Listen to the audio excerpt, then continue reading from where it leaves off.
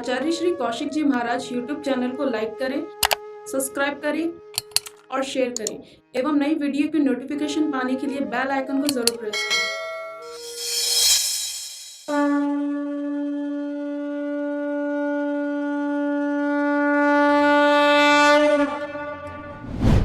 मेरी वह बहनें सुन लें जिनको अभी शादी हुई है, आपके यहाँ संभ्रांत संतान की प्राप्ति हो, हमारे ग्रंथों में जो कही गई बातें हैं उनको स्वीकार कर लेना।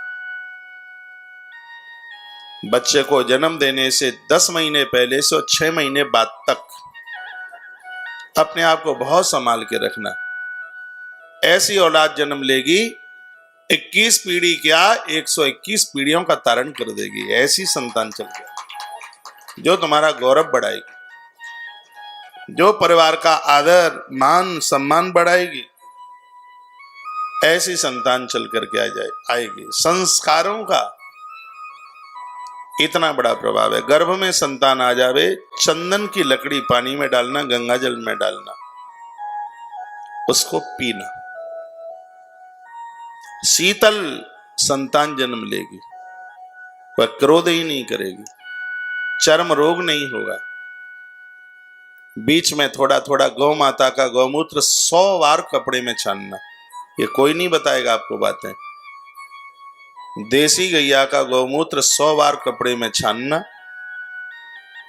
फिर वह 200 ग्राम का 50 ग्राम रह जाए इतना गर्म करना, और गर्म करने के बाद गर्भिणी नारी हफ्ते में 1 दिन इसको लेना शुरू कर दे। तीसरे महीने से लेके 7वें महीने तक इसको लेना शुरू करे। जिंदगी पर्यंत उसके जन्म लेने के बाद जब तक धरती पर वह जीव रहे तब तक उसको किसी भी प्रकार की कोई बीमारी न घेरे। हमारा आयुर्वेद कहता है। ये गौमूत्र लीजिए, इतना बड़ा प्रभाव है गौमूत्र का। गर्भ के समय जब गर्भ उदर में पल रहा है तब यह लीजिए। रात को जूठे मुंह से मत सोइए, मुक्त केसों से मत सोइए, और छाती के भर होके मत सोइए। छाती के भर सोने पर गर्भ में संतान को खत्म होने की संभावना होती है।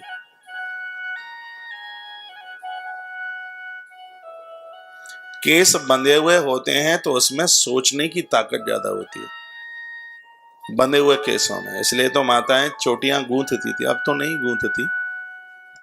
जब वो चोटी बंधी हुई होती है तो सोचने की ताकत बहुत ज्यादा बढ़ती है। तो ये गर्भाधान संस्कार के बारे में जो आप सुन रहे थे, यह हमारी भारतीय सनातन संस्कृति का पहला संस्कार है। वेदा व्यासरतं छांतो नित्यं शास्त्रान् वेक्षते, शौच मृदार्थ भीरतो गृहस्थोपि मुच्यते। अच्छी संतान को जन्म देने के लिए पति और पत्नी को, गृहस्थ को धार्मिक किताबों का पाठन करना ही चाहिए, पढ़ना चाहिए। जो मनुष्य वेदों में कही गई बातों के अनुसार अपने जीवन का पालन करते हैं, गृहस्थी होने पर भी वह मुक्ति को प्राप्त हो जाते हैं। उन्हें बाबा बैरागी बनने की कोई जरूरत नहीं होती, वो घर में ही मुक्त हो जाते हैं। वेदाभ्यास सरलम शांतम महायज्ञ क्रियां परम नैस्पृष्टीय पापानि महापातक जन्मनि। जो व्यक्ति नित्य वेदों को पढ़ने वाला है, नित्य यज्ञ करने वाला है, आहा संतान गर्भ में हो और आप शास्त्रोक्त किताबें पढ़ रहे हैं, संतान गर्भ में है, आप यज्ञ में आहुति डाल रहे हैं, आप कथा सुन रहे हैं, ओहो, इसमें लिखा है उस मनुष्य में कितने गुण हैं। उन गुणों का वर्णन, जन्म लेने वाले बच्चे के गुणों का वर्णन ब्रह्मा भी नहीं कर सकते। इतनी गुणवान संतान आके जन्म लेती है। और अच्छी संतान को जन्म देने में एक माता पिता ही सक्षम है।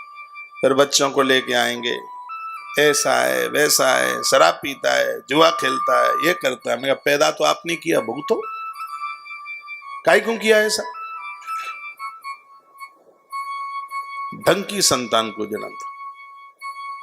बेढंगे ये कीड़ा मकोड़ा काय को पैदा कर रहे हो? धरती पर रहने को भी जगह नहीं रहेगी इन कीड़े मकोड़ों से। बहादुरों को जन्म दो, संस्कारियों को जन्म दो, दुराचारियों को नहीं। लेकिन जन्म देने वाले ही दुराचारी बनेंगे। वो वासना के साथ औलाद पैदा करेंगे तो डाकू पैदा होंगे। वंश वृद्धि के लिए संतान को जन्म दें, वासनाग्रस्त जीवन नहीं। पशुओं की तरह है जीवन जियोगे तो वहां तो दुराचारी ही पैदा हो जाएंगे। अरे पशुओं के यहां भी कोई धर्म है, लेकिन इस इंसान के यहां कोई धर्म नहीं रहा। न तीज त्योहार, न पूजा पाठ, न पर्व,